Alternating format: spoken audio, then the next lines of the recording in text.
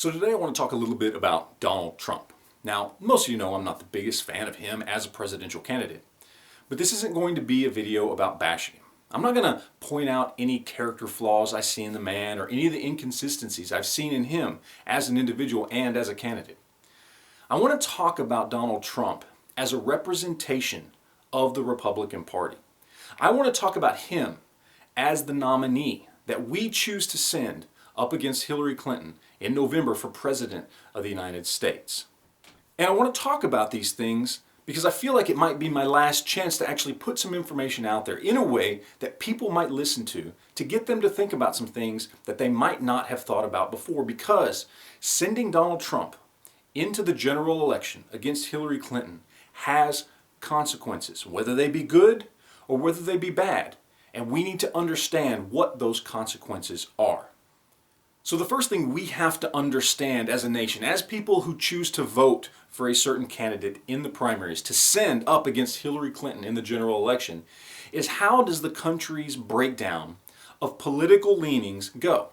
How many people in this country, if properly motivated, would get up and vote for a Republican versus how many people, if properly motivated, would get up and vote for a Democrat? So if we look at things from this point of view, we realize that according to all the polls that have ever been done, that about 60% of the country, if properly motivated, would vote Democrat. Now that's a pretty staggering statistic, but one that when you think about it, when you think of the rural areas versus urban areas and how they traditionally vote, it makes sense. Most people, if properly motivated, would probably vote Democrat. Now this poses an obvious problem for the Republicans.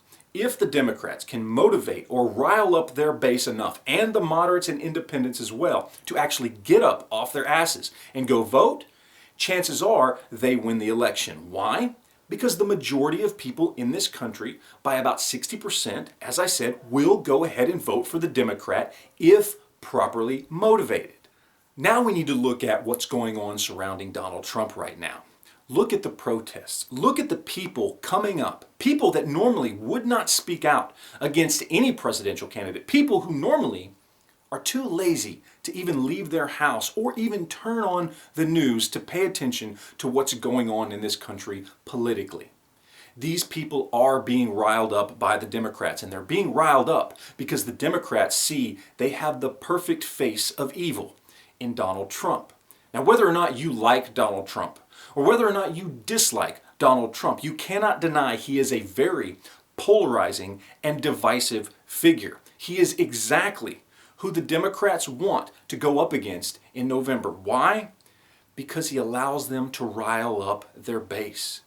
He gives their base motivation to get out and vote. And this is a very, very dangerous thing for the Republicans. Because it's not just about whether or not Donald Trump would be a good president. It's not just about the hardcore 35 or 40% of Republicans who actually voted for him in the primaries. It's about what he's going to do in the general election. It's about whether or not the other side can paint him as such a horrible, evil individual that they manage to rile up the 60% of this country that will vote for them.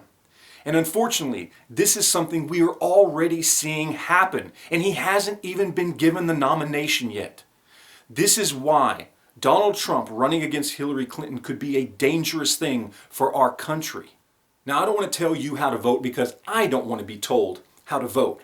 But if you are voting for Donald Trump, you need to understand the possible consequences of doing so. Yes, he has a solid 35 to 40% of the Republican vote in the primaries. But do you think that translates into more than 50% in the general election? Because right now, he is being painted as the face of evil by the other side. Right now, he loses 21 out of 23 polls against Hillary Clinton, sometimes by as much as 15 points. We need to understand this going into the general election.